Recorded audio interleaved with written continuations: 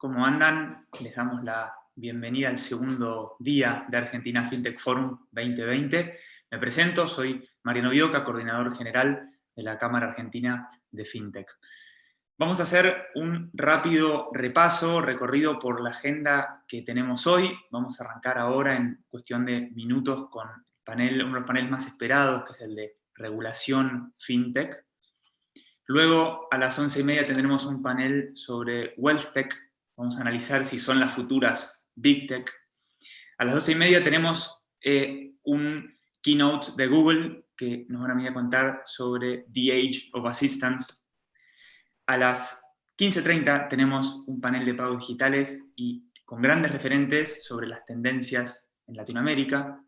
Y finalmente, de 17 a 18, otro panel muy esperado, que es ¿qué buscan los inversores en la industria FinTech? Así que recuerden que en la plataforma pueden entrar al segmento, pueden clicar en programa, ahí podrán ver no solamente lo que tenemos por delante hoy y mañana, sino también todo lo que sucedió ayer, que queda todo el contenido on demand para que lo puedan ver cuantas veces necesiten. Así que, bueno, sin más, arrancamos la primera sesión del día. Para ello le doy pase a María Sol Mas. Ella es la asesora legal de la Cámara Argentina de FinTech y una abogada con un inmenso expertise en el sector FinTech. Así que, Sol, muy buenos días, ¿cómo estás? Te invitamos a prender la cámara y ya te paso la posta para ir liderando y facilitando esta sesión. Bueno, muchísimas gracias, Mariano. Muy buenos días para todos. Bueno, vamos a arrancar la jornada de hoy con este panel donde vamos a conversar sobre el tema regulatorio. Lo que vamos a tratar de hablar acá hoy es contarles un poco cuál es el panorama actual y las tendencias. Nos van a acompañar Alejandro Cosentino, que es CEO y cofundador de Afluenta, que opera tanto en Argentina como en Perú y México. Vamos a también contar con la presencia de Horacio Liendo, que es el director senior de legales FinTech en Mercado Libre, y con Juan Dil Moreno, que es partner en Marval O'Farrell Mayral, y que estuvo trabajando en un estudio para BID de regulación comparada, y bueno, nos va a contar hoy un poco acerca de los hallazgos que hubo acá en cuanto a cómo está el panorama regulatorio, tanto a nivel local como a nivel regional, y en algunas de las principales jurisdicciones. Así que te paso, entonces, Juan, la palabra para que vos nos cuentes un poquito acerca de este estudio y los objetivos y los elementos principales a tener en cuenta.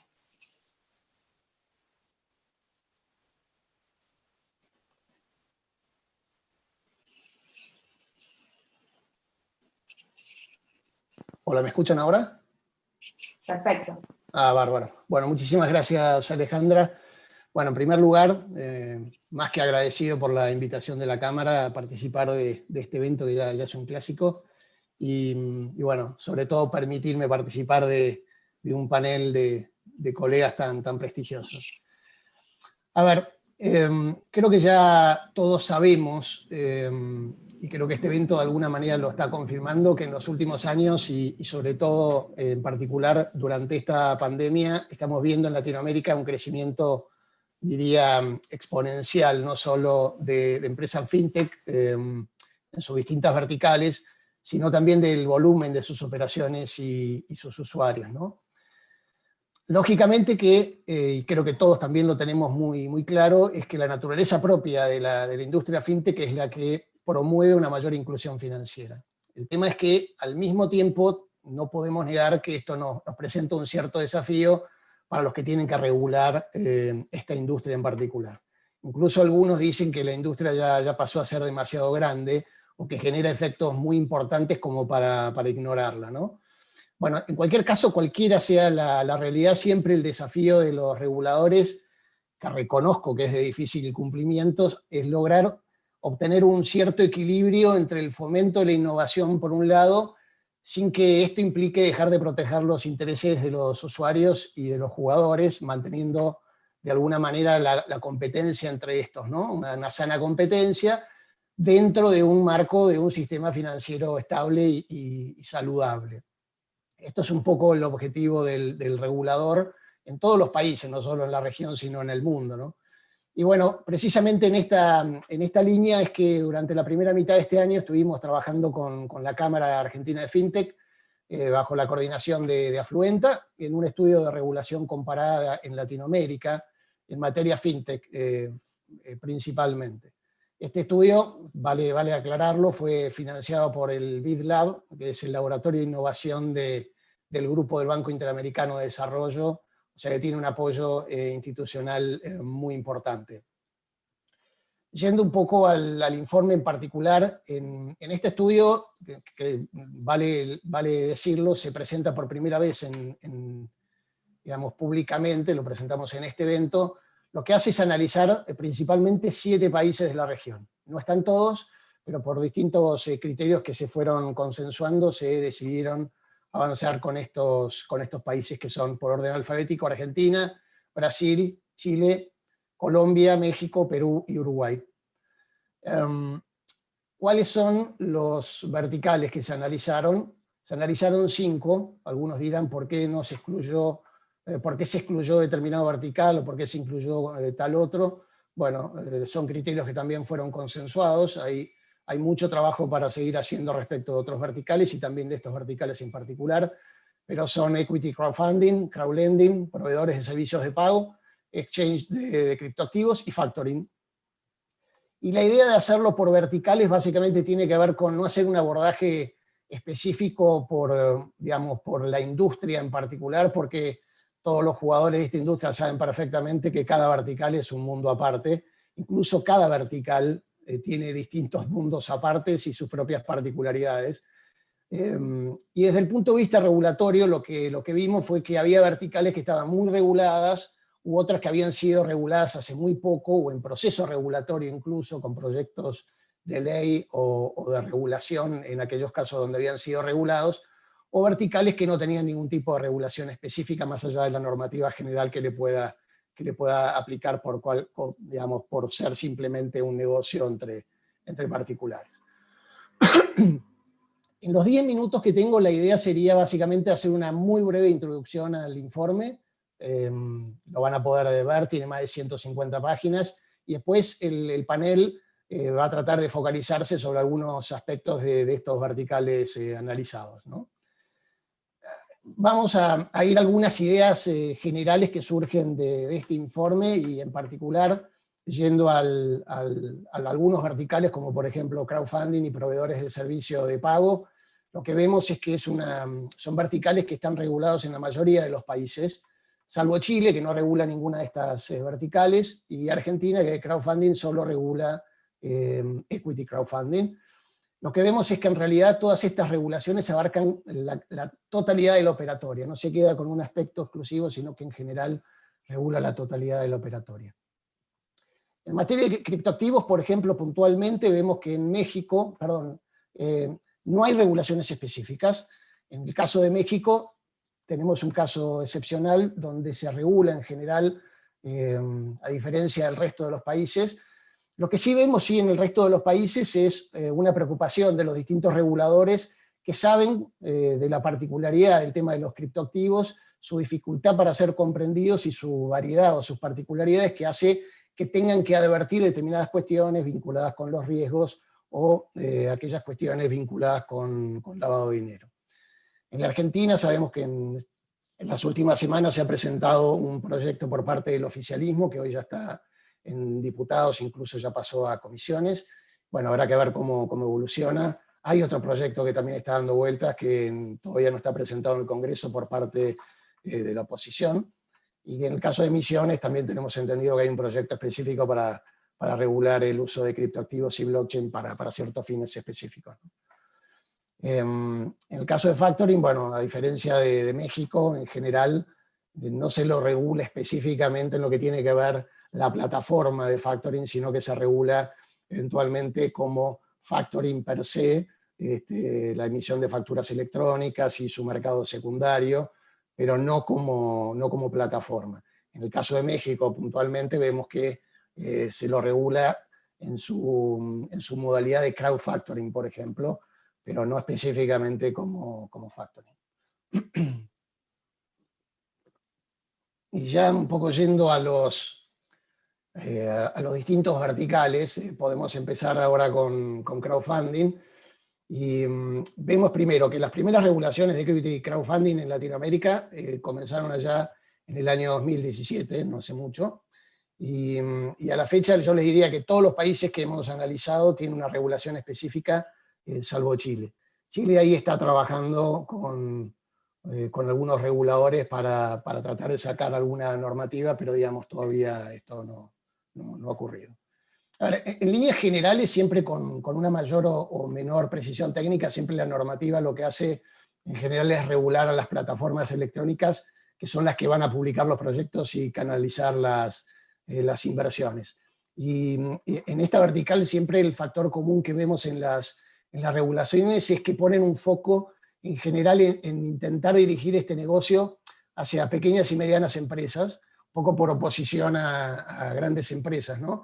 Y tratan de establecer plataformas de equity crowdfunding más como una actividad reservada para determinado tipo de figuras societarias específicas y con una denominación propia, con un objeto social específico y inscribiéndose en registros especiales. En algunos casos se establece la obligación de que sea con una autorización previa y en algunos casos simplemente con un registro en particular. Después, por ejemplo, dependiendo un poco del país, la normativa es un poquito más amplia, pero por ejemplo, tenemos normativa en Argentina, en Brasil, en México, que básicamente lo que hace es exigir que las sociedades cumplan determinados capitales mínimos. En el caso de Brasil y México, por ejemplo, que son dos casos de éxito en materia de crowdfunding, vemos en general que la regulación ha tratado de promover estos verticales, y creo que la cantidad de jugadores que tienen en estos mercados un poco demuestra que esto un poco ha ocurrido en esta línea, ¿no? Y después, en general, hay regulación en materia de deberes de información y transparencia para la actividad, y prohibiciones en general vinculadas con la realización por parte de la plataforma de recomendaciones sobre un proyecto específico o la de asegurar retornos financieros. Y como les comentaba, en el caso de Chile en particular, si bien no tiene una normativa específica, en febrero del 2019, a través de la Comisión para el Mercado Financiero, publicó un white paper sobre el marco genérico que tiene que tener esta futura regulación, así que confiamos en que va a avanzar rápidamente. Y después, en el caso de Uruguay y Perú, desde hace muy poco, 2019-2020, ya tiene una norma específica sobre equity crowdfunding dentro de normas generales, pero está pendiente de reglamentación en estos países. Tengo entendido que ahora en Uruguay, ahora en estos meses, debería estar saliendo la propuesta de regulación. Y bueno, en el caso de Argentina, todos sabemos que tenemos una regulación específica de equity crowdfunding con la Ley de Apoyo al Capital Emprendedor en el 2017 y la regulación de la propia CNB, pero lamentablemente hasta la fecha este vertical no se ha podido desarrollar como era de esperar, ¿no es cierto? Perdón, tenemos también ahora crowdlending. En materia de crowdlending también la mayoría de las regulaciones en Latinoamérica comenzaron en el año 2017. En Argentina y en Chile no tenemos una regulación específica. Lo que sí vemos es que hay como diferencias de enfoque para regularlo. En algunas regulaciones en general se enmarca la actividad dentro de la órbita del mercado de capitales cuando permite, digamos, que el crowdlending a través de valores representativos de deuda hagan el ofrecimiento de este servicio. En otros casos se regula el crowdlending como préstamos. Y en el caso de Brasil, puntualmente, regula ambas modalidades, o sea, como títulos, valores y como préstamos. Esto es un tema importante tener en cuenta al momento de regular, porque estas dos modalidades podrían existir y las dos tienen una presencia importante.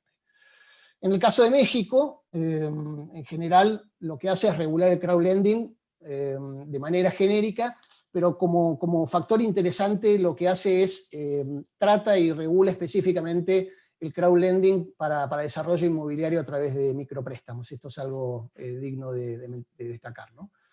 Y después algunos países como Brasil, México y Uruguay, que básicamente lo que hacen es permitir que las propias plataformas hagan gestiones de cobranza de los créditos que no hayan sido cobrados. Y, por ejemplo, en Uruguay y en Brasil, permite que las plataformas califiquen crediticiamente a los demandantes de los préstamos, algo que no necesariamente tiene que estar regulado, pero establece algunos requerimientos vinculados con la calificación crediticia. Y finalmente, en materia de crowdlending, un punto que quizás vale la pena destacar, porque esto en Argentina no está regulado, habrá que ver en otras jurisdicciones, que tiene que ver con la importancia de regular el crowdlending en algunos aspectos, y particularmente en materia de intermediación financiera. En general suele confundirse el servicio que presta una plataforma de crowdlending, que en general por su naturaleza propia lo que hace es mediación, organizar recursos, es decir, implica en general juntar a dos partes para que hagan un negocio financiero. No asume, digamos, la celebración de los negocios a nombre propio, sino que lo único que hace es poner la plataforma para juntar a sus partes. Y obviamente organizar los recursos de partes que no, digamos, que no se conocen y que son en gran cantidad, ¿no es cierto? Esto es totalmente distinto a lo que puede llegar a ser una intermediación financiera, que es básicamente tomar depósitos a nombre propio, dar préstamos a nombre propio, que es lo que hacen las entidades financieras. Lógicamente, esta poca claridad que puede llegar a haber en el mercado genera un riesgo importante que hace que, lógicamente, las inversiones en esta vertical a veces se puedan llegar a complicar. En materia de proveedores, un poco pasando a la normativa de esta industria, les diría que como nota común, todas las jurisdicciones que regulan de forma directa a los PSP exigen en general que los recursos de los clientes estén separados o segregados de los recursos de la plataforma. En Brasil esto es claro y lo establece una ley específica, ni siquiera la regulación es la que prevé la separación entre estos dos tipos de activos. Por ejemplo, en Perú y en Uruguay dice que son patrimonios de afectación separados del propio PSP, y en la Argentina ya sabemos que tenemos normativa específica que se dictó en los últimos meses estableciendo la obligación de tener los fondos de los usuarios en una cuenta a la vista separada de las cuentas operativas de la propia compañía. Esto por normativa del propio Banco Central. En general, en otras regulaciones, o por lo menos en otros mercados, hemos visto que esta separación se hace a través de fideicomisos, o eventualmente con la exigencia de invertir fondos en títulos líquidos emitidos por bancos centrales, o eventualmente implementando encajes de ciertas entidades financieras. Lo importante en esto básicamente es que se apliquen determinados principios que suelen aplicarse en Europa y en otros países, que ya de hecho en Brasil la normativa gira sobre estos esquemas y Transferencia 3.0 va en esta línea, que tiene que ver con interoperabilidad, fundamentalmente, los principios de solidez, eficiencia, promoción de la competencia, libre transferencia de saldos en moneda electrónica entre los jugadores, que haya seguridad en los servicios de pago y que esto básicamente fomente la inclusión financiera. Sobre estos principios gira la normativa brasilera y la experiencia demuestra que ha logrado fácilmente fomentar la innovación y es hoy un ejemplo de éxito en esta normativa. Bueno, después seguramente en el panel Horacio Lindo nos vaya a comentar un poquito más en detalle los avances regulatorios en la región y los específicos de Argentina, así que eso lo vamos a ver después. Y yendo al último que vamos a analizar, que es el de exchanges, de criptoactivos. Acá estamos. A ver, lo importante es que ninguno de los países que hemos analizado prohíbe las transacciones con activos virtuales. Hay algunos ejemplos en el mundo, que a medida que fue pasando el tiempo se fue flexibilizando, pero lo importante es que no hay ninguna prohibición. Como les había anticipado antes, en general lo que se ve mucho es advertencias, comunicados oficiales, que lo que hacen es marcar cuáles son los riesgos involucrados en este tipo de activos por su propia naturaleza. En este vertical mencionaría dos países que tienen una regulación bastante interesante, que es Brasil y México. En general, en Brasil el Banco Central lo que hace es reconocer a las criptomonedas como un activo intangible, y como una forma de pago válida, es decir, que de alguna manera lo que hace es permitir a los distintos jugadores o las instituciones de pagamento a que puedan procesar la compra de criptoactivos. Y con una regulación que es bastante interesante, por lo menos para tener en cuenta. Sepamos que Brasil fue el primero que reguló esta materia, y a los exchanges en particular, y lo que hizo fue, fundamentalmente, es establecer un régimen informativo para que cumplan estas entidades. No un pedido de autorización previo para que puedan operar, sino simplemente que cumplan un régimen informativo para aquellas personas que están en Brasil, y para los exchanges extranjeros cuando se hacen operaciones con estas. Y después, en el caso de México, también es interesante, pero no tenemos demasiado tiempo, por eso el resumen es hasta acá, y simplemente dejar una idea, que es, en general se repite esto de que las regulaciones per se no son ni buenas ni malas. No hay que hacer generalizaciones, creo que en esto me parece que vamos a coincidir todos. Siempre hay que valorar cada regulación en particular y cómo ha impactado en una vertical específica, si es que vamos a tomar ejemplos de otros países. Incluso el análisis que hemos hecho nos demuestra que los efectos de la regulación en cada país ha sido distinto, incluso donde los mismos institutos se aplicaron en un lugar o en otro, y a veces tiene que ver con los requisitos, con la complejidad para poder implementarlos, por la falta de desarrollo de infraestructura de un determinado país. O sea, hay que considerar estas particularidades y no se puede extrapolar de una manera tajante de un país a otro. Entonces, principios a tener en cuenta que surgen de este análisis, básicamente, son no regular por industria fintech, sino por verticales. Y después no solo por verticales, sino también por actividad dentro de cada vertical. Yendo a criptoactivos, no sé, algunas compañías pueden ser custodios, otros no lo pueden ser, otros pueden ser exchanges, otros simplemente pueden actuar como plataforma sin vender o comprar los activos. Que el propio proceso de elaboración de las normas sea en un formato colaborativo y de consenso, haciendo participar a los jugadores del mercado, y de hecho la experiencia nos demuestra que donde esto ocurrió, el éxito por lo menos se ha visto mucho más cercano que en otros países donde esto no ha ocurrido. Por el otro lado, el tema de la educación, o sea, no solo del público, sino también de los propios reguladores. Esto es un papel que en general suelen cumplir las cámaras de la actividad en cada uno de los países. No regular sobre la base de una actividad que se parece a otra, no simplemente por el hecho de que se parezca, hay que regularla de la misma manera. Lo que hay que ver es básicamente si los objetivos y los riesgos involucrados en una actividad específica se presentan o no se presentan y de qué manera. O sea, regular igual, lo que es igual está perfecto. Ahora, si es distinto, hay que regularlo distinto, y esto no necesariamente va a implicar que haya una discriminación o una asimetría. Hay que ir directamente a la actividad y verificar si estamos hablando de supuestos distintos. Por otro lado, el tema del momento, o sea, se puede dar lugar a decir no regular todavía o implementar incluso un esquema de sandbox hasta que se desarrolle. Se podría decidir establecer principios base, por ejemplo, no en detalle, para que la industria se desarrolle y se autorregule en una primera instancia y después empezar a regularla. Y fundamentalmente, algo que es muy importante, y lo vemos nosotros los abogados, que es el tema del principio de la neutralidad tecnológica, o sea, como principio de regulación, de manera tal que el regulador lo que vaya a tener en cuenta no es tanto la acción o la tecnología que produce un efecto, sino el efecto. Es decir, en la medida que una tecnología produzca el mismo efecto, se debería regular de la misma manera. De manera tal que la normativa, la regulación pueda subsistir en el tiempo y eso le dé bastante certeza a los usuarios y a los jugadores de esta industria. Bueno, básicamente eso es lo que tenía para contarles.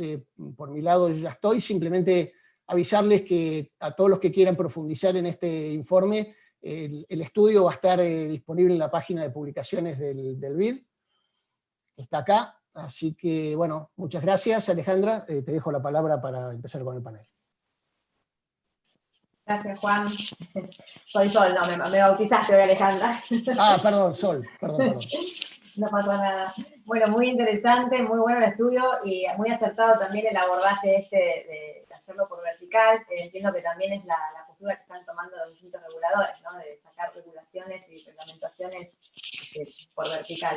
Les quiero recordar a todos los que nos están escuchando que si tienen alguna consulta que quieran hacer alguno de los panelistas, al final de la charla vamos a estar respondiendo, si nos permiten los tiempos, así que pueden hacer sus preguntas. Y comentar un poco ahí lo que comentabas del crowdlending, ¿no? Que en Argentina no está reglamentado, sí lo vemos reglamentado en otros países como México, Perú. Ahí, Ale, ¿hay algún avance regulatorio en Argentina respecto de esto? ¿Cuál es la tendencia? ¿Qué tal? Gracias por la pregunta, Sol. Quería agradecer también a la Cámara por la invitación y particularmente al BID, que se ha convertido en uno de los mayores aportantes de fondos para que la Cámara pueda crecer.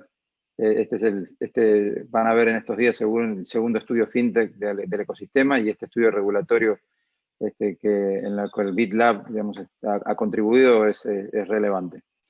Respecto a tu pregunta, no hay novedades al respecto. Digamos, hay una ley en la Argentina, digamos, creo que se sancionó el año 2018, que se llamaba de financiamiento productivo, en donde le da a la Comisión Nacional de Valores como la autoridad de aplicación en la medida de su competencia de otros sistemas de financiamiento colectivo.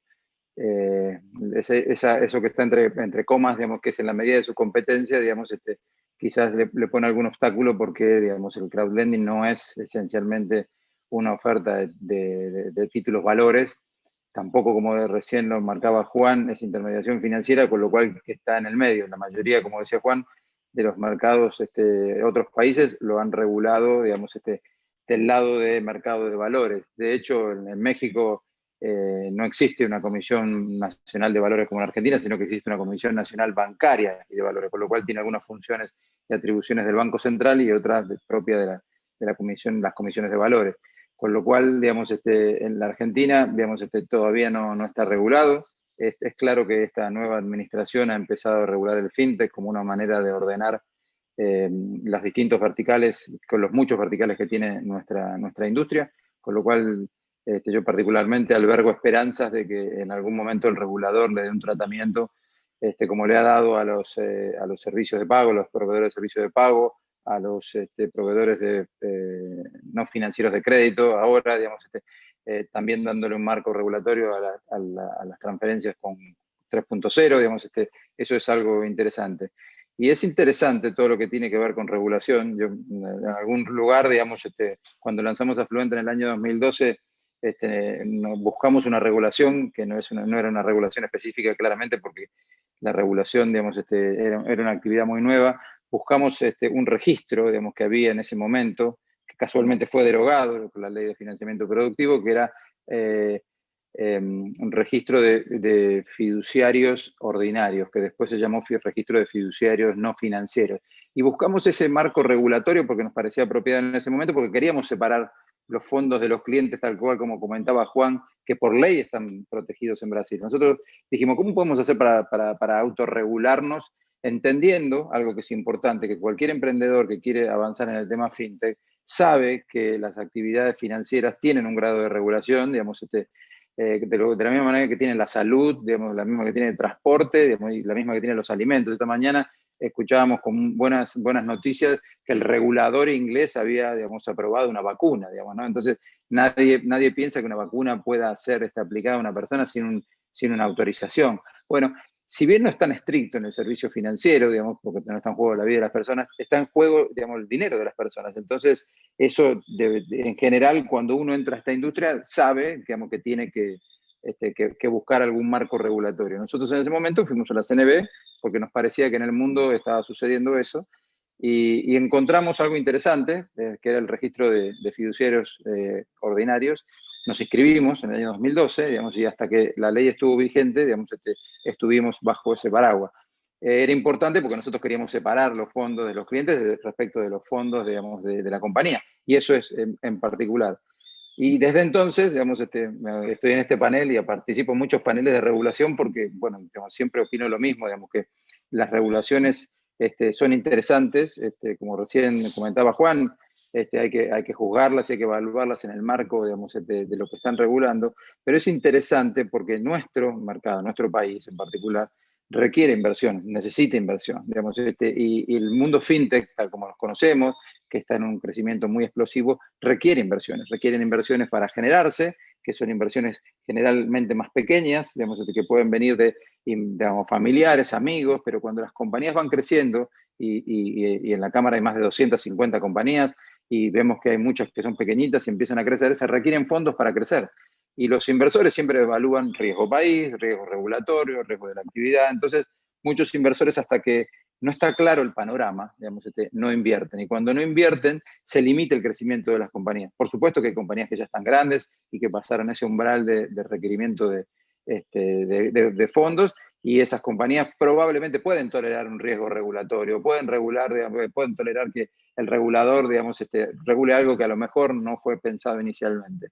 Entonces, por eso es importante la regulación, aparte de dar, digamos, seguridad jurídica, digamos, a las personas que trabajan con esta compañía, a los inversores de esa compañía, digamos, también crea mercados. Y crear mercados, digamos, sé que hay muchos que no les cae bien la ley mexicana, pero desde que la ley mexicana salió, en mi vertical se anotaron 25 compañías, había 7 y se anotaron 25 compañías para poder ofrecer el servicio. Y eso es inversión, eso es competencia, digamos, porque si la verdad que la regulación es muy limitada, digamos, hay pocos que la pueden superar, y que si hay pocos que la pueden superar, se genera como una especie de coto, digamos, ¿no? Entonces, esos son aspectos que para mí son extremadamente relevantes. Creo que la semana que viene, un estudio financiado por Inglaterra, digamos, en Latinoamérica, le preguntaba a los emprendedores cuál era el desafío más grande como proveedor de servicios financieros fintech, digamos, en Latinoamérica. Y el 24% de los emprendedores dicen que su máxima preocupación es la regulación. Y si nosotros vamos al estudio fintech, digamos, del ecosistema que se hizo en el año 2018 y el que se hizo para este año también aparece al tope de las preocupaciones. O sea, tenemos emprendedores, tenemos compañías que están preocupadas para poder tener un marco regulatorio para poder desarrollar sus servicios. Es claro, como decía Juan, digamos, que también la innovación avanza, digamos, mucho más rápido, digamos, que las regulaciones, digamos, y esto es claro, digamos, entonces también es un gran desafío para el regulador, y nosotros, desde nuestra industria, desde la Cámara, digamos, tenemos que brindar, apoyar a los reguladores y brindarles información para poder obtener, digamos, información para poder regular mejor. Fue pasado dos procesos, uno en México y otro en Perú, y el acercamiento de los reguladores ha sido determinante. Muy bueno, Alejandro. Y teniendo en cuenta la reciente normativa que sacó Banco Central sobre proveedores no financieros de créditos, ahí, ¿qué opinión te da esto? ¿Esto viene a regular, viene a traer regulación a tu sector? Sí, bueno, nosotros hacemos crowdlending y tiene una parte de inversiones y otra parte de otorgamiento de crédito, como bien decía Juan, digamos, te estoy citando mucho, Juan, digamos, nosotros lo que hacemos es organizar, digamos, poner en contacto a las partes y ayudarlos a que puedan llegar a tener unas transacciones. Sí, lo que ha aportado esta regulación, digamos, no me parece que... Me parece que ordena, digamos, claramente. Digamos, hay muchos proveedores. Esos proveedores, digamos, están prestando capital propio, digamos, y claramente no están reguladas, no son, digamos, instituciones financieras en donde están tomando depósitos a título propio y prestan, digamos, también a título propio, con lo cual, digamos, no los alcanzan, digamos, las normas bancarias. Pero sí es interesante, digamos, que ofrece un marco de regulación para también ordenar algunos aspectos que tiene que ser como la provisión de información.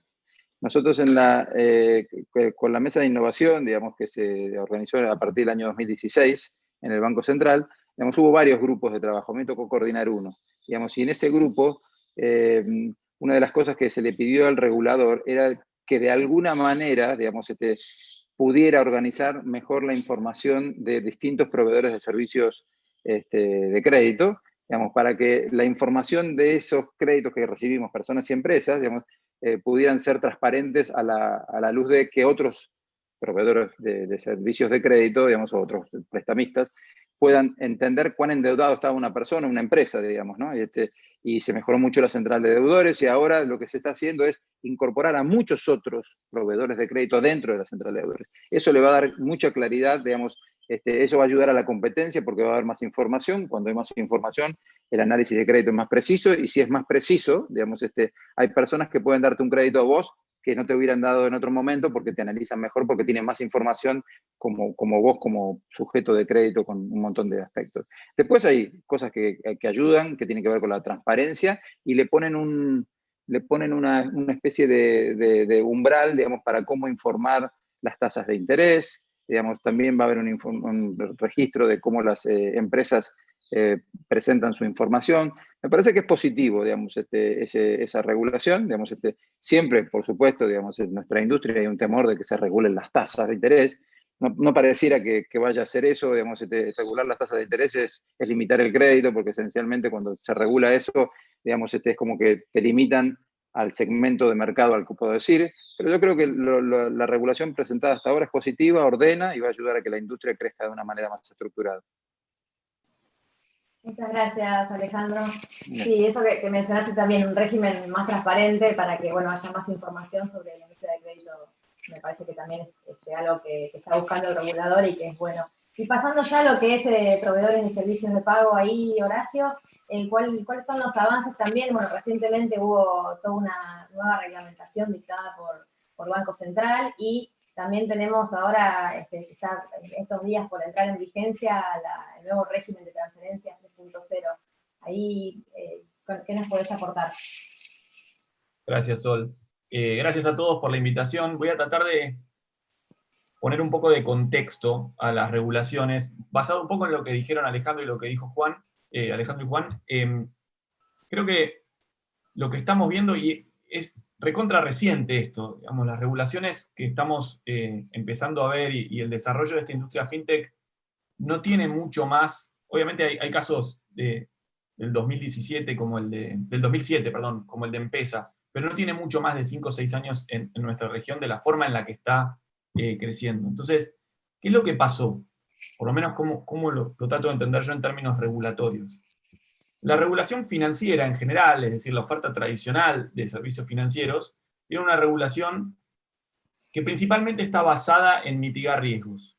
Entonces, los reguladores financieros, desde hace muchísimos años, fueron construyendo una regulación basada en experiencias pasadas. En general eran reactivos a crisis. Sucedió una crisis, salió una regulación. A veces, y los que hemos vivido algunas crisis en esta Argentina en la que estamos, vamos viendo cómo las reacciones a las crisis, la regulación regula específicamente o previene específicamente el riesgo de lo que ya pasó en la última crisis. Entonces la crisis siguiente, el riesgo generalmente es nuevo, pero eso va construyendo una regulación robusta, basada en experiencia pasada, que en general tiende a dar tranquilidad al público y a los reguladores, pero que no tiene como objetivo ni la inclusión ni la innovación.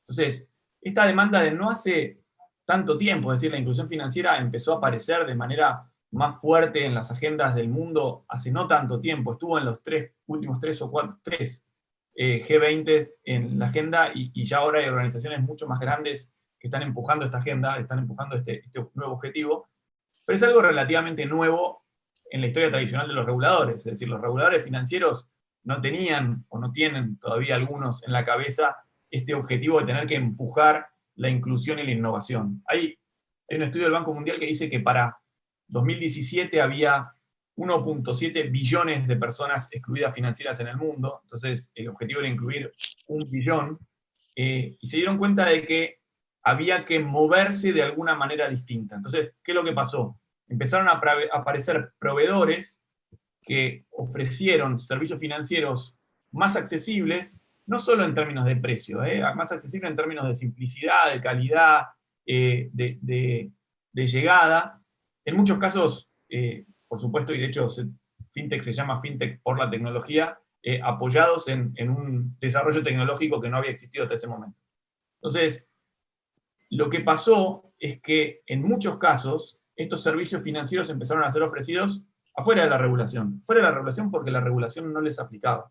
Entonces ahí aparecieron estas cuentas virtuales o cuentas de pago que tienen distintos nombres en distintos países, pero que básicamente son cuentas transaccionales que permiten a las personas digitalizar sus movimientos financieros de una forma sencilla, fácil, rápida, segura, y que no involucra una captación de depósitos. Es decir, no involucra meterse en una regulación pesada financiera. ¿Por qué los reguladores financieros tradicionales tienen estas reglas de prudencia, en oposición a las reglas de transparencia, que son las del mercado de capitales? Tienen la regla de prudencia porque tienen que cuidar dos objetivos. Uno, los depósitos. Tienen los depósitos de la gente confió sus depósitos, es el ahorro público, y el ahorro público que a su vez es invertido en distintas alternativas, en préstamos, en inversiones, etc., tiene que estar resguardado. Y después tiene el tema de el multiplicador monetario, es decir, obviamente el hecho de la intermediación financiera, el depósito que se presta, que se deposita, que se presta, que se deposita, que se presta, genera una expansión monetaria que los reguladores financieros tienden a controlar. En distintos países hay distintos modelos, hay algunos que controlan la prudencia en una entidad y controlan el problema monetario en otra, como es el caso de Estados Unidos. En otros están más mezclados, en otros están este régimen mixto que tiene la Argentina, que es una sola entidad, pero que adentro tiene separada la superintendencia de entidades financieras, y así. Entonces, ¿qué es lo que pasó?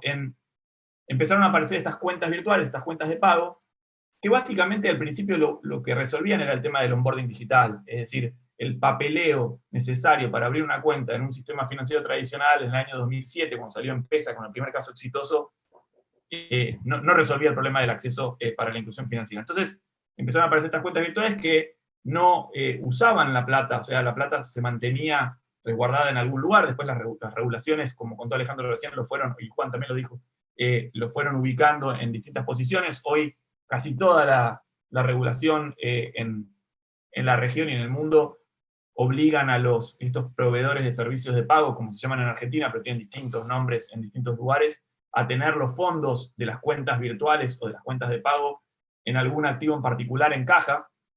En Argentina, por ejemplo, es en cuentas a la vista en entidades financieras locales, el 100%. En México permiten inversiones en bonos, en Brasil también permiten inversiones en bonos, hay distintas figuras.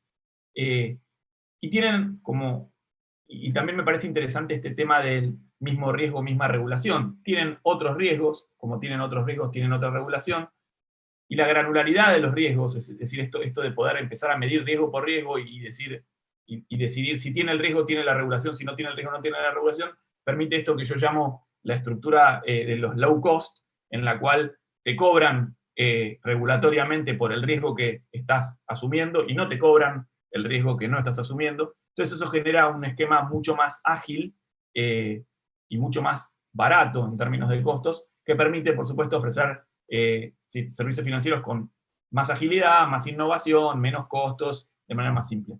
Obviamente esto, en términos de mercado, es interesante, empujó a los bancos en muchos contextos, y ahora con el tema de la pandemia muchísimo más, a tener que moverse rápidamente, a simplificar sus matrices, y a los reguladores a empezar a pensar, bueno, estos riesgos que estábamos cubriendo, que es el otro tema muy importante, que es el del riesgo percibido contra el riesgo real. Es decir, los riesgos o las regulaciones que estábamos poniendo, ¿eran regulaciones que prevenían el riesgo o no? Como antes, el objetivo de los reguladores era fundamentalmente y casi de manera única mitigar riesgos.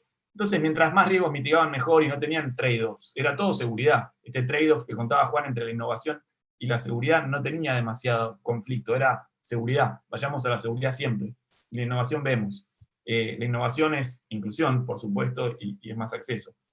Entonces, ahora en estos trade-offs hay que empezar a pensar en cada una de las regulaciones financieras, ¿esta regulación está cubriendo adecuadamente un riesgo o estoy exagerando y estoy generando exclusión por un riesgo percibido que en realidad no es un riesgo real? Y ese es el ejercicio difícil, que también contaba Juan en su exposición, que tienen los reguladores hoy, de tener un segundo objetivo que está creciendo y que lucha en el funcionamiento interno de los reguladores. Es interesante porque son personas distintas, entonces está el de seguridad informática, está el de riesgo prudencial, y después están los de las gerencias de pagos o de innovación financiera, y tienen esas internas para ver cómo consigue cada uno llevar su objetivo adelante, y son como objetivos que tienen que encontrar un equilibrio. Porque por supuesto la inclusión financiera involucra dos cosas. Involucra acceso e involucra confianza. Es decir, yo le puedo dar todos los servicios posibles, simples y accesibles a la población, pero si la población no tiene confianza en que eso le va a funcionar de la manera en la que le dicen que va a funcionar, es decir, que cuando quiera pagar la plata va a estar ahí, que cuando quiera cobrar la plata va a llegar, y todo lo demás, ¿no? Que no me van a hacer un fraude, etcétera, etcétera. Si no está esa confianza, y esa confianza está prevista por la seguridad, no va a conseguir ese objetivo de acceso. Entonces, en ese contexto empezaron las regulaciones en lo que yo en general divido en 4 verticales, que son las verticales de dinero electrónico, que son estas cuentas de pago transaccionales, pagos, créditos y seguros, que son los 4 grandes servicios que se interpretan como los servicios que hacen a la inclusión financiera. En términos de dinero electrónico, para darles un pantallazo rápido de lo que es la regulación, empezó así como les contaba, tratando de proveer este servicio de cuentas transaccionales para permitir a la población digitalizar su mundo, o sea, sus movimientos financieros de una manera muy simple, sobre todo teniendo en cuenta que reduce distancias y amplía tiempos, ¿no? Es decir, no tengo que ir a una sucursal, no tengo que usar un cajero, lo puedo hacer en mi casa en cualquier momento, a cualquier hora del día, y le puedo transferir plata a cualquier persona, por lo pronto a nivel local todavía, y ojalá en algún momento pronto a nivel internacional, de manera muy simple, rápida e inmediata. Entonces, todo eso de tener que trasladar para llevar plata, trasladarme y tener un costo transaccional en ese sentido, conseguir el efectivo, el cambio, bueno, todos esos problemas se solucionan a través de la digitalización, que los conocemos. Entonces, la forma de proveer esos servicios fue a través de estos proveedores de servicios de pago, empresas emisoras de dinero electrónico, tienen distintos nombres, todas las siglas son distintas en Latinoamérica, son la IEDE, la CEDPE, la IFPE, la IP en Brasil y el PCP en Argentina. Y el emisor en Chile es emisor de tarjeta prepaga. Entonces, ¿qué es lo que fue pasando? En Brasil creo que fueron pioneros en esto, en la región, la regulación en la ley de pagos, porque lo asimilaron mucho a pagos en Brasil, permitió la creación de esta figura de las instituciones de pagos, que tienen cuentas de pago, que son muy parecidas a las que tenemos acá.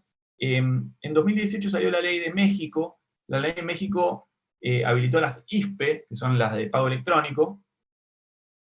Tengo poco tiempo. Bueno, entonces cierro rápido. En México están recién ahora, probablemente a principios del año que viene, empezando a otorgar las primeras licencias. El proceso desde el 2018 hasta ahora fue bastante largo. El de licenciamiento todavía estamos empezando a entender cómo funciona.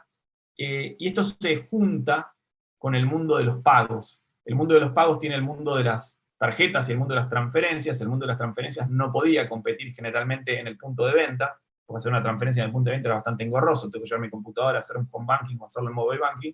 Entonces ahora todos estos mecanismos, como por ejemplo el más conocido es el de pago con código QR, están permitiendo generar pagos en punto de venta con transferencias, y lo que están haciendo algunos reguladores de manera muy innovadora, como es el caso de Brasil con Pix, es empezar a permitir que los pagos de transferencias se generen en punto de venta, tanto de cuentas bancarias como de cuentas de pago, de cuentas virtuales. Entonces este mundo empezó a interoperar, ya había empezado a pasar en Argentina con esto del CB corta U y CB larga U, entonces empiezan a mezclar las cuentas transaccionales de las cuentas de depósito financiero para el mundo de las transacciones y de los pagos y las transferencias y las remesas, y eso está generando muchísima innovación, bajando muchísimo los costos y digitalizando mucho el mercado financiero, y eso, por supuesto, genera mucha inclusión e innovación.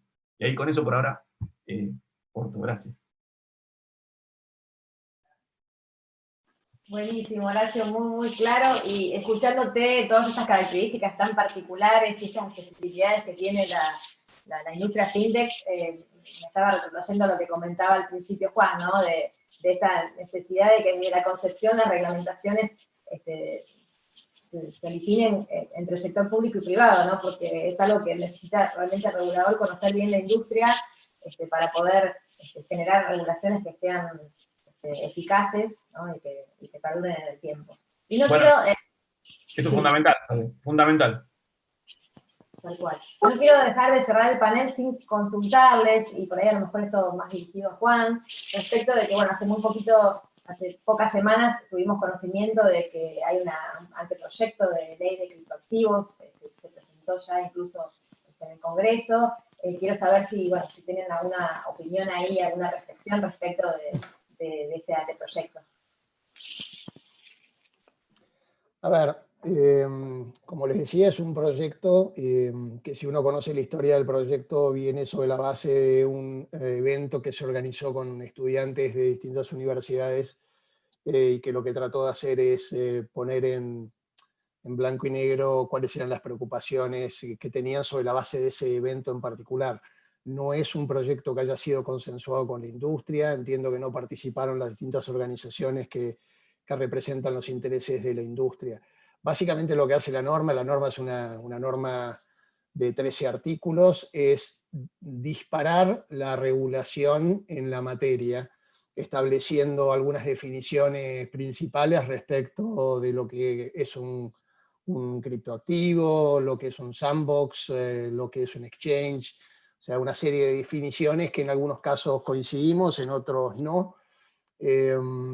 Se establece, por ejemplo, obligación de inscribirse en un registro, de tener autorización para actuar como custodio, obviamente deberes de información, algunas definiciones respecto de la naturaleza de las criptomonedas, por ejemplo, que no son moneda de curso legal, todo lo cual tiene cierto impacto en materia cambiaria, o puede tenerlo también en materia bancaria. No se mete demasiado con aquello vinculado con temas de oferta pública, que puede tener algún impacto en ICOs, será materia de regulación por parte de la CNB. Pero, a ver, no quiero pronunciarme sobre el tema, me parece que digamos, es importante que haya algún grado de regulación, habría que ver específicamente cada uno de los puntos de ese proyecto. Sería importante, como venimos diciendo, la participación en cualquiera de las instancias de este tratamiento para la presentación del proyecto. Hoy ya está presentado en el Congreso, no sé si va a haber demasiada oportunidad de modificaciones. Tenemos también otro proyecto que presentó la oposición en esa línea, y después hay otro que creo, si no me equivoco, hoy está presentado en la UIF para recibir comentarios, o sea que pareciera que está abierto a recibir comentarios de los distintos jugadores que tengan intereses en la regulación. Y después se está empezando a ver algunos intentos de regulación en provincias vinculados con la utilización, como les decía, de criptoactivos o de tokens para determinado tipo de fines, en el caso de emisiones para desarrollo sustentable, medio ambiente y demás, cosa que me parece interesante como aplicación práctica. Hay que ver si su utilización, sin tener una regulación específica que determine la naturaleza y el alcance de cada uno de los activos, porque no es lo mismo, insisto, un Bitcoin que un Ethereum, que un token, o que una moneda estable, con un stablecoin. Todo dependerá qué tratamiento se le dé en la regulación y obviamente el impacto que eso tenga en cada uno de los ámbitos, sea en el ámbito de la oferta pública, en el ámbito del Banco Central o de otros organismos. Muchas gracias, Juan, por la reflexión. Y bueno, para ir ya cerrando, acá tengo unas preguntitas del público que me gustaría que ustedes, algunos de ustedes o todos puedan contestar. Una de ellas está relacionada como cómo ven la posición del gobierno actual en Argentina con respecto a las fintechs y las nuevas formas de pago, y si ven que esto podría ahogarse con el tema impositivo. Bien, que agarre. Creo que el desarrollo que se viene haciendo es muy positivo.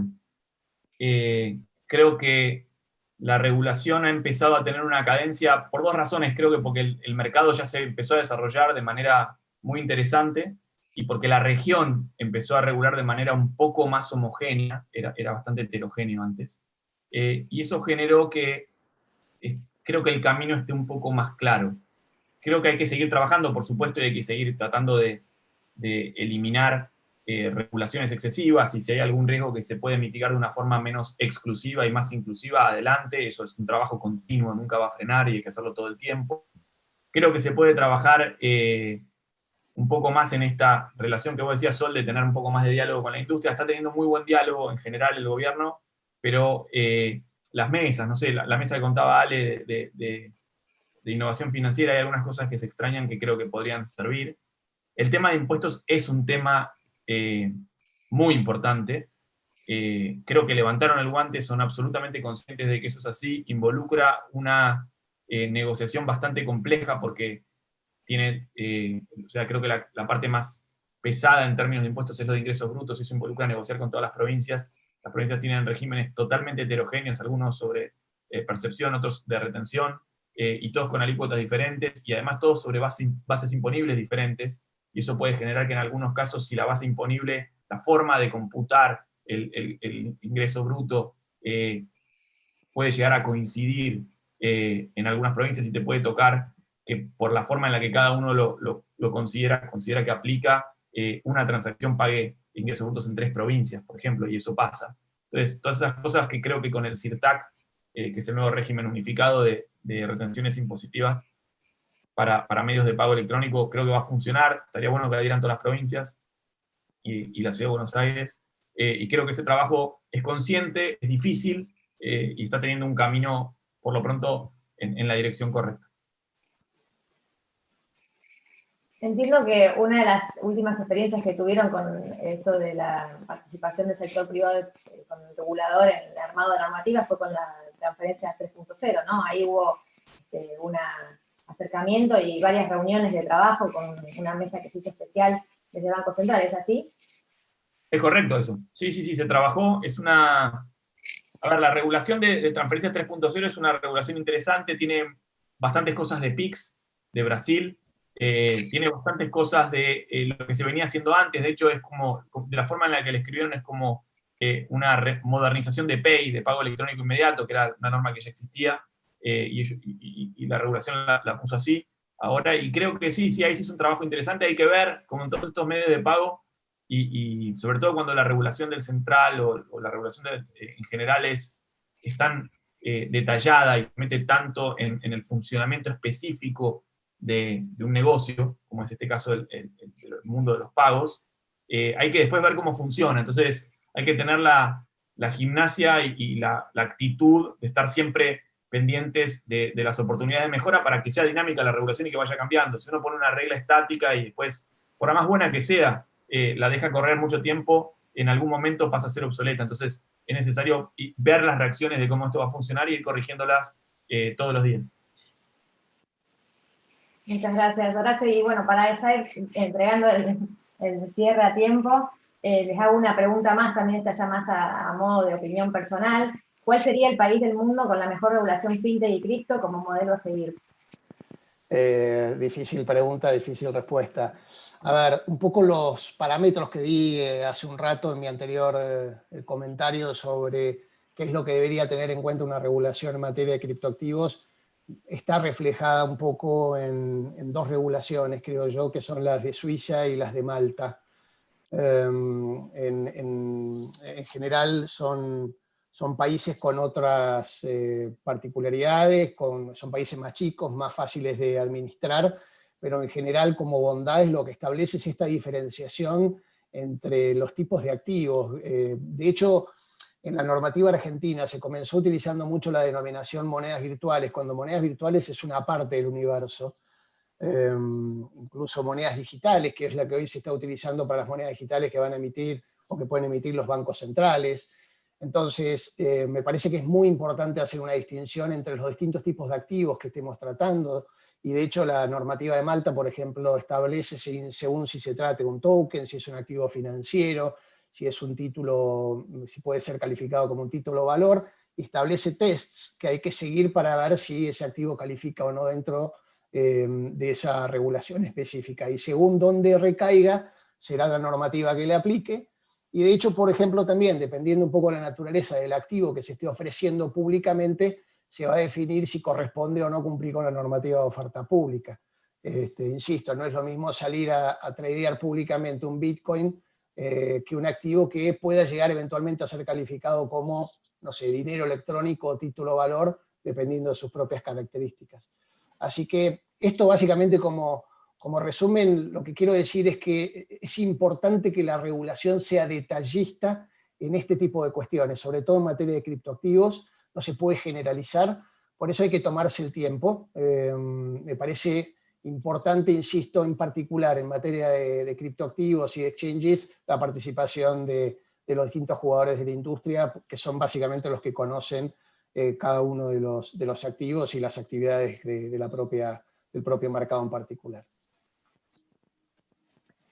Sí, también coincido con Juan, es una pregunta bastante compleja, sobre todo porque estamos viendo procesos de regulación que no se llevaron a cabo. Por ejemplo, recién comentaba Horacio que en México, que hizo un proceso, digamos, bastante amplio, todavía no se emitieron las licencias, Perú está en proceso de hacerlo. En Brasil hay pocas compañías que están, digamos, particularmente de nuestro sector. Hay pocas compañías operando, digamos, y tiene poco tiempo, digamos, y la verdad es también cómo van a afectar la pandemia a las regulaciones. Con lo cual es muy difícil, digamos, contarte que si fue linda o no la película, si todavía no terminó y si no pasó sus primeros 15 minutos. Con lo cual sí se pueden hablar de algunos procesos en el abordaje de los reguladores, digamos, en cada uno de los países. Y a mí me tocó trabajar de cabo a rabo en el proceso de México y el proceso me gustó, digamos, el proceso me pareció interesante. Hubo contacto con la industria. Hubo conocimiento de lo que se quería regular, digamos, hubo circularización, digamos, de las normas. Ahora lo mismo está pasando en Perú, que acaba de hacer en el día de ayer, circularizar un poco lo que va a hacer. También Brasil circularizó, digamos, esa cosa de circularizar las normas es bastante interesante, digamos, porque te abre una puerta para el diálogo con el regulador. Eso nos pareció que estaba bueno. Y después, en la discusión, ¿no? Porque hay cosas en las que a la industria le puede no gustar, digamos, y el regulador dice, no, claramente esto es importante, digamos, creo que, digamos, en algunas de esas cosas ha pasado con los reguladores por el tema del lavado de dinero también, digamos, ¿no? Que eso claramente es un problema, digamos, es un tema a resolver por los reguladores.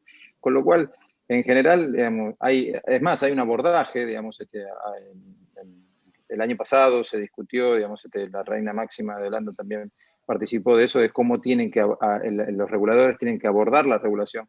Y me parece que parte del proceso es lo que podemos mejor analizar hoy respecto de las regulaciones y no tanto los resultados de la implementación. Si jugáramos, por ejemplo, después de 3 años, la Argentina, digamos, el equity crowdfunding que se hizo junto con la ley de emprendedores, claramente es el ejemplo a no seguir, digamos, ¿no? Porque se reguló, se cambió la regulación y no hay jugadores, sino se invirtió un montón de tiempo y no hay jugadores. Entonces, cuando no hay jugadores quiere decir o que se reguló mal o que no se quería, digamos, permitir ese segmento, digamos, ¿no? Con lo cual, me parece que todavía nos queda mucho para trabajar. El diálogo entre la industria, digamos, como está pasando ahora con las autoridades, digamos, que yo creo que en Argentina ha habido una continuidad de algunos temas, digamos, ¿no? No solo pensemos que el Banco Central es la conducción política que viene con los gobiernos de turno. El Banco Central es una organización más grande, digamos, y cuando pasó con la mesa de innovación, que en cada grupo en los que se trabajaba participaban funcionarios del Banco Central, hay un buen conocimiento de la industria y también hay, digamos, algunas cosas en las que la industria tiene que ayudar a que los reguladores conozcan las innovaciones.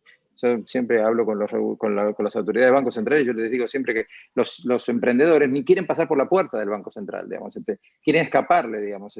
Y la verdad que, como decía al principio, digamos, los emprendedores fintech sabemos que algo de regulación vamos a tener que tener, con lo cual estar abierto a contarle al regulador qué es lo que uno hace, qué quiere hacer y que se establezca un proceso de diálogo como para que sea, digamos, para poder curarnos en salud antes de cometer errores es algo importante.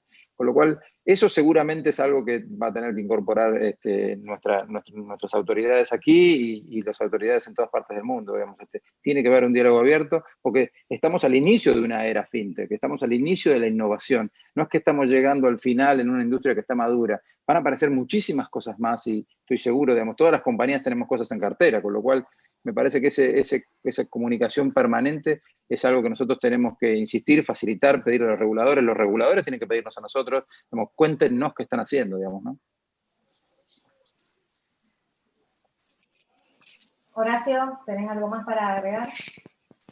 No, estoy de acuerdo, me parece que ese es el camino, más diálogo, más... en realidad es una actitud, creo que la que hay que tomar, hay que tener una actitud de estar todo el tiempo buscando innovación. Les digo, en este tema del país con la mejor regulación, creo que es difícil porque tendría que juntar todos los aspectos, en particular cada país, y las regulaciones son bastante heterogéneas, y por ahí te gusta la regulación de cripto de Colombia y la regulación de pagos de Brasil. Lo que es interesante como agenda es lo que está haciendo Bacen en Brasil. Bacen en Brasil se subió a todas las regulaciones financieras que hay en el mundo, dando vueltas, y las puso en fila, y las puso en el cronograma regulatorio del 2020. Ahora se le fueron algunas un poquito al 2021. Pero este año hizo pagos instantáneos, un poquito empezando a tratar de hacer el catch-up a lo que ya tenía Argentina de transferencias inmediatas entre cuentas bancarias y virtuales, que sean 24 horas, los 7 días, y todas online inmediatas. Y además le agregó a eso todo un sistema interoperable de QR, que es el de PIX, que ahora Argentina de nuevo hizo el catch-up con el tema de transferencias 3.0. Pero además le agregó todo un sistema de traba de recibibles, que es la capacidad de poder prendar los cupones de tarjetas cupones de tarjetas o recibibles de créditos, e ir circulándolos y ofreciéndolos al mercado. Después le agregó Open Banking, que está ahora en el centro del mundo financiero. Es una regulación muy interesante que merece un panel en sí mismo, y creo que lo tiene, ¿no? Así que Bacen está siguiendo todo ese derrotero y lo está haciendo muy bien. Hay que ver después cómo funciona, porque obviamente uno hace primero el análisis, esto más de abogado, ¿no? Sobre lo teórico. Estaba pensando en lo que decía Ale recién sobre el crowd equity en Argentina, es decir, y la famosa, ya famosa en este mundo, teoría de los tomates de Lucas Liach. Es decir, es importante ver primero qué sale y qué hay. Es decir, en el tema de los tomates, la metáfora es así, uno planta los tomates, empiezan a crecer, y después que crecen le ponen los palitos, que vendría a ser la regulación. Primero hay que ver qué hay y qué florece. Entonces, es difícil pararse antes de que exista el servicio o el mercado y ponerse a regular todo en un plano teórico, decir yo creo que lo que va a pasar es esto, no, porque la verdad es que sorprende a cualquiera, digamos, sorprende adentro del mercado, a los que están trabajando, a las empresas fintech que están trabajando en el mercado. Obviamente va a sorprender también a los reguladores porque no tienen la bola de cristal. Entonces, hay que siempre tener esa actitud de entender que uno no conoce lo que va a pasar y que tiene que estar dispuesto a ir haciendo cambios en la marcha, y estar todo el tiempo aprendiendo y todo el tiempo reflexionando sobre lo que se hace. Obviamente hay que tener siempre algún fundamental y estar parado y entender cuáles claramente son los objetivos y caminar hacia allá, pero estar dispuesto a abrir el diálogo todo el tiempo y estar, ¿viste?, revisitando todo el tiempo lo que se dijo antes o lo que se reguló antes. Eso me parece que es la conclusión del tema. Bueno, yo me quedaría horas conversando con ustedes porque la verdad que está muy interesante el panel, pero bueno, tenemos que ir cerrando, así que les agradezco mucho a Alejandro, Juan y Horacio por su colaboración, por su tiempo y por todo esto que nos están contando, que nos enriquece muchísimo. Le vamos a dejar también, bueno, que seguramente la gente está interesada en este informe de regulación del BID, lo vamos a dejar ahí en el chat de la plataforma, y también la cámara en breve lo va a estar teniendo publicando en su página web para que ustedes lo tengan. Así que bueno, muchísimas gracias. Ha sido, la verdad, un gusto estar acá con ustedes y escuchar todo esto que aprendemos mucho. Le dejo a Mariano para que dé el cierre final. Gracias.